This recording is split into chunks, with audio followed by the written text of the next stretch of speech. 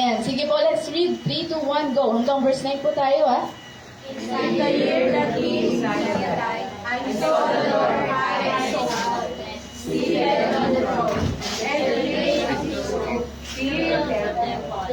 Above him were seraphim, each with 6 wings. With 2 wings, their faces. With 2, they covered their feet. And with 2, they were flying. Next po. Who to me? I cried and I grew weary, for I am a man of unclean lips, and I live among people of unclean lips. And my eyes have seen the King, the Lord Almighty. Then one of the seraphim flew to me with a leaf pole in his hand, which he had taken from the altar. With it he touched my mouth and said, "See this, has touched your lips. Your guilt is taken away, and your sin atoned for." Last. Then I heard. Sige po. Then I heard the voice of the Lord saying, "Whom shall I send? And who will go for us?" And I said, "Here I am, send me." Let's pray. Hallelujah, Father, in the mighty name of Jesus. Panginoon, tulungan po kami sa araw na to. O God, ikaw lang po ang maitaas at wala nang iba. Maraming salamat, Panginoon. Buksan mo ang aming mga puso sa ituturo mo na magpapabago ng aming pananaw sa lahat ng bagay. Salamat, Panginoon. And also sa mga dinala mo dito. Salamat, Lord God, pinapakita mo na itong church na to ay growing. Itong church na to ay tinitignan mo. Itong church na to ay patuloy kang binabago ang mga tao na to dahil ikaw ang Diyos na hindi nagbabago. I pray, Lord God, turuan mo kami ang salitang ito ay tumimok sa amin at hindi lang ngayong araw for the rest of our lives, Lord. Salamat, Panginoon. We love you. We praise you. In Jesus' name, Amen. Tayo po ay makakaupo. Pwede po bang sabihin nyo sa katabi nyo, ililibre kita mamaya. Kaya po.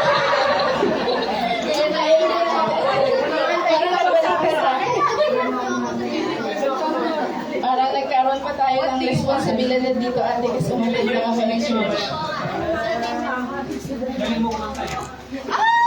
Libre. Nixie, ano gusto mo?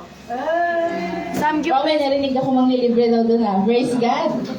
Praise God. So, ang nabasa po natin ay isang passage na napakahalaga sa Bible. Alam niyo po ba kanina dapat muntik na ako napin ko ay maling church. Pagtingin ko, hindi ako dito magpe-preach, kuya. Mali. Hindi ko na mabago. So, tinuro ko na kay kuya kung paano. Mukhang magpe-preach ako sa ibang church. Natawa lang ako. But anyway, ang ating topic ngayon ay send me to God's throne room. I think hindi yan mag-a-appear ng maayos kung hindi yan naka-extend. Pinasok niyo ba yan sa presentation? Yan. Hindi siya magpe-present ng maayos kasi mabigat yung file. Ayan. Sige, pwede niyo po akong bigyan ng ilang minutes. Kaya mo ba, Nixie? Ilalabas mo siya. Ayan, kaya. Wow! Expert na yan. Praise God. Eh, gusto mo bang guide? Kaya. Wow, kaya niya naman. Kaya niya. Mabigat yung laman na yan eh. Hindi ko din alam kung paano kinaya ni presenter na i-present niya yan. Pero praise God, salamat po sa ating mga ministry. Totoo ba meron na ba tayong food ministry? Yes, si Jerry. Sige, Brother Jerry. Tama ngayon, hindi Brother Reggie. Kuya Jerry. And ano po pala, this August ay pupunta si Pastora Melanie dito sa church. Kaya tayo po ay maghanda. And Lord willing, baka itong church natin ay ma-open na as official church. Ayan. At gusto niyo po ba yun? Nakikita niyo ba ang church natin? Amen. Amen. Praise God. So yes, ayan. Send me to God's throne room. Ayan. And nabasa natin kanina, sabi doon, in the year of King Uzziah died. Yan natin kung. Okay, nag-work siya. Okay, send me to God's throne room. At tikas ang bigat naman po niya. So totoo, isa to sa lahat ng mga preaching natin ay mabigat. Ang word ni Lord ay mabigat. Pero nung natutunan ko to, ilang months natin tong dinil kay Lord at pinag-aralan, napakahalaga pala ng salitang ito. At napakahalaga nito sa Panginoon. So sabi doon sa verse 1, in the year that King Uzziah died, so may namatay. Sino daw yung king na yon? So let's ask, sino ba yung king na yan? Si King Uzziah daw ay also called as King Azariah. Isang term yan sa kanya. And also, he is a king of Judah who reigned for a long time, about 52 years. He started his reign at 16 years old. So, ang King of Judah ba, Ate Kes, ito ay Israelites? Yes. Kasi pag sinabi natin King of Judah, or Judah, ito ay composed ng dalawang tribo. Madalas lang sinasabi natin Judah kasi sila ang nag-lead. Pero ito ay composed ng, di ba, sa 12 tribes ng Israel, 12 sila, Judah at Benjamin ang magkasama. Yung 10, sila yung magkasama. Naputol po ang kanilang tribo. Hindi sila magkasama nag-lead. Nagsimula yun kasi kay Solomon. Nung, alam natin si Solomon, nagkaroon siya ng maraming asawa. At ang consequence, sabi sa kanya ni Lord, hindi lang naman sa pag-aasawa niya ng marami. Nag-iba yung puso niya towards the Lord. At sinabi ni Lord sa kanya, sige, because of that, your king will turn into two. Magkakaroon siya ng hidwaan, maghihiwalay. Yun ang nangyari. Pero hindi naman po yan ang topic natin. But ito si King Uzziah ay king siya ng Judah. So naintindihan natin, ito ay Israelite at dalawa yan. Mas marami lang talaga ang tribo ng Benjamin. At ano ba ang nagawa ni King Uzziah? Bakit ito ay nasabi sa Bible? Na-emphasize siya na mayroong King Uzziah. Kasi nung reign daw ni King Uzziah, ito lang naman ang mga nagawa niya. Una, he strengthened Judah's army. He built a powerful military. Itong hari na to, hindi to basta-basta because he organized a large, disciplined army. Biruin mo ang isang nation, ang isang bansa. Ang meron kang army na malakas at nag-develop ng advanced war machines ay hindi basta-basta. Sila ang mga naka-develop ng nagkaroon sila ng mga advanced war machines. Sa kanila, advanced na yon, yung mga catapult. Yung nilalagay sa tower, tapos may bato na biglang tatapon pag nilalagyan nila. Kaya para yung mga kaaway nila na malalayo, hindi makakalapit sa kaharian nila. Ganun ka-advanced. Sa kanila, yes, advanced na yun. And the Bible says, yung fame niya, it spread because he became a very strong in the battle. Pride nila yun. Pride nila yun. Pangalawa, kilala din siya, built towers and fortifications in Jerusalem. And he strengthened Judah's defenses. Ibig sabihin, bukod sa military, itong hari na to, yung kaharian nila, ay may matinding walls. Napakahalaga nun sa mga kingdom noon. Napakahalaga na meron kang matinding walls at mas strong walls around your city kasi hindi ka basta mapupuntahan ng mga kaaway. Hindi ka basta mapapasok. Yung catapult pa lang na meron sila, matindi na yon. Paano pa kaya yung wall? Kapag nalagpasan nila yon, matindi yung wall namin, hindi niya mapapasok. He built towers in Jerusalem along the walls. Constructed defenses even in wilderness. Meron silang wilderness na lugar. Pero, sabi daw doon, nilagyan din ng defenses ni Judah para hindi mo kami mapasok yung mga kaaway namin. So, ibig sabihin, ang Judah pala ay secured and well protected. Another thing, si King Uzziah daw ay developed agriculture and irrigation systems. Ano ibig sabihin nun? Napakahalaga din ng agriculture sa isang bansa.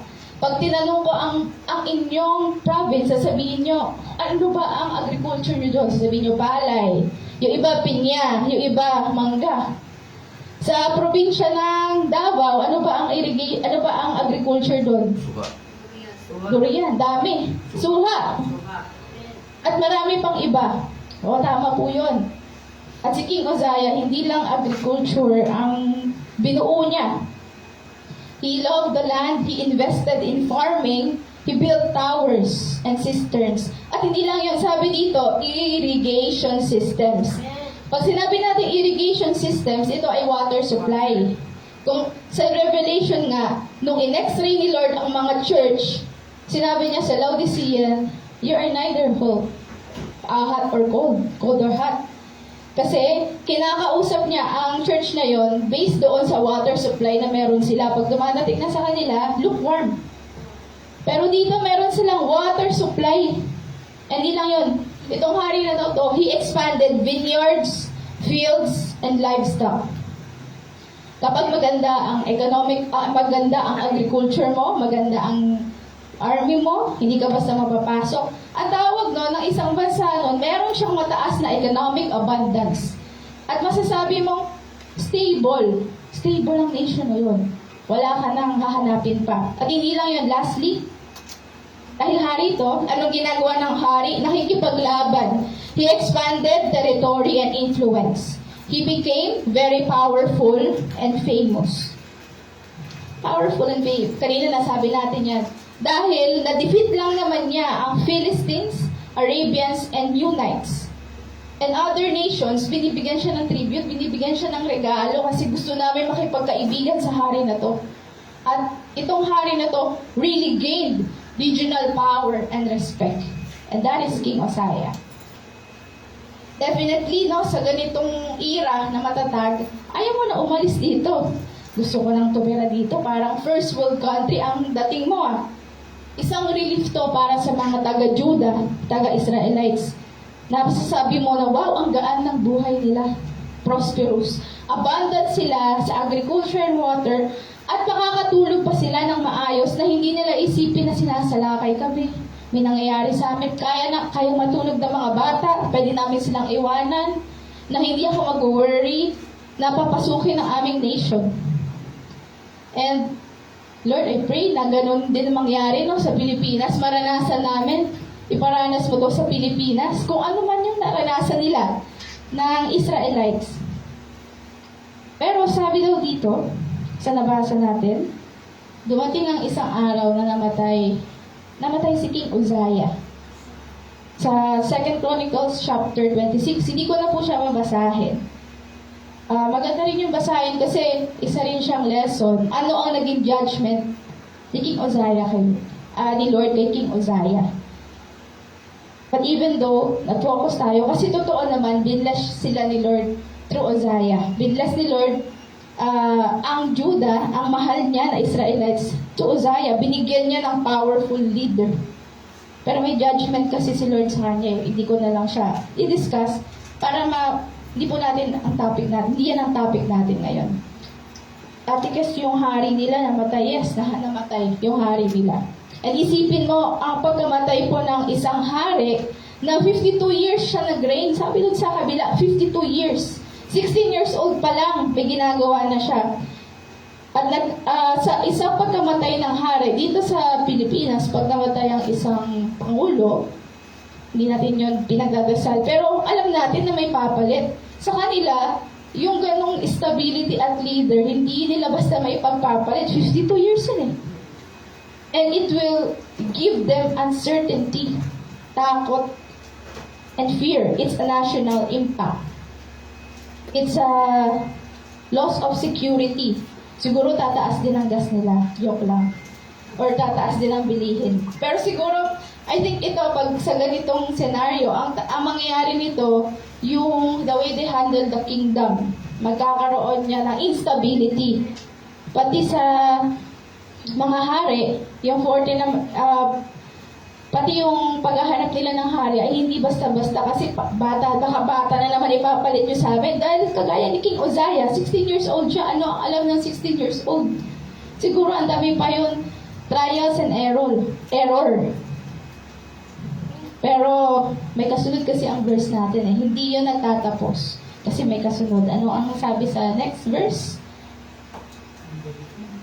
Sabi dito, when King Uzziah died, I saw the Lord, high and exalted, seated on the throne.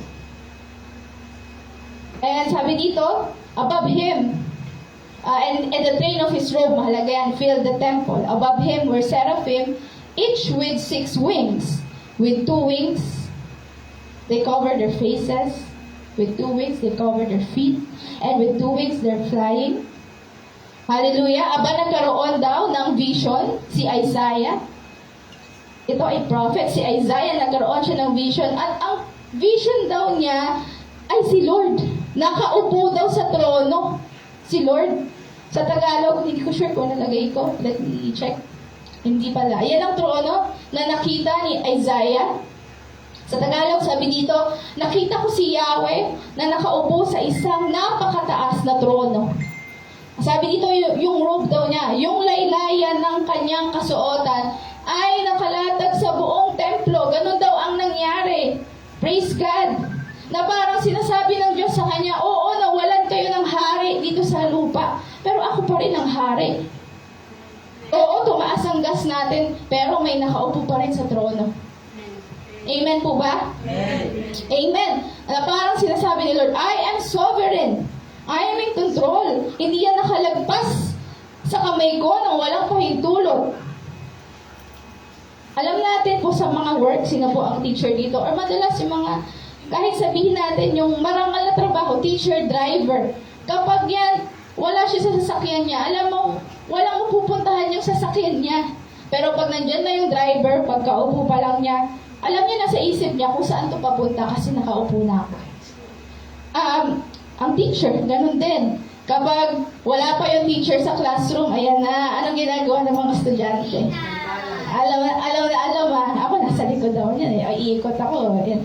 Sino yung mga nalista dito sa, noisy and standing? Dixie! Bakit si Nixie lang parang walang gusto umamin? Ako kasi tagalista dati. Dixie yan. Noisy and standing. Lalo na yung mga, ako sa standing hindi, pero sa noisy, nalilista po ako. Ayan. Sino bang aamin na nalista dyan? Ay, wow! Siya ba yung naglilista? Yan yung mga kinuklose eh. Yung mga naglilista. Ganyan yung mga set. Yan. Habang wala pa ang teacher, pero pag pumasok na ang teacher, tahimik na. At alam natin, iba ang authority ng teacher sa classroom. Parang mga pipi na. Parang hindi naman kapagsalita, no? Tapos nakalutang na yung isip ng iba. Yung kunyari nagsusulat pero nagdo-drawing. Amen. Ako po ay ang work ko po on call. So anytime, pwede nila akong tawagin. At praise God, alam nila, pag Sunday, hindi pwede. Kaya sabi niya, sige, sinet ko yung gagawin natin sa work. Kailangan kasi weekends po siya. Sabi niya, sinet ko siya na hapon kasi alam ko pag morning na sa church kayo. Praise God, sa isip ko. Kaya mamaya, meron kaming gagawin on call. Saglit lang naman yun. Pero, praise God, ito ang nakita ni Isaiah. At paano pa kaya na ang isang kagaya mo, isang nanay, isang tatay, pag sa bahay, iba ang authority, paano pa kaya ang isang Diyos na ito? Isang Yahweh, mas lalo na si Yahweh na nakaupo sa isang, sabi dun sa verse, napakataas na trono. At nakita ni Isaiah ang ating Panginoon na si Yahweh, na higit pa sa salitang banal. So, ang ating 3 points ngayon at ang pag-aaralan. Ay, ano nangyari? Ayan, sorry po. The outcome. Ayan, ulitin natin for practice lang yon. The outcome of reverence through the life of Isaiah. Ayan po, 3 points lang. And praise God, will be straightforward kasi mamaya may gagawin ang Panginoon sa atin. And first point, sabihin natin. Ano ang first point natin? I think nakita na natin kanina. Una, reverence begins when we see God's holiness. And let's define what is the meaning or definition of reverence. At ito ang pinakamagandang nahanap ko. So, syempre, may tweak na yan. At ito ang na-realize ko, ang isang taong may reverence, hindi lang sa tao, no?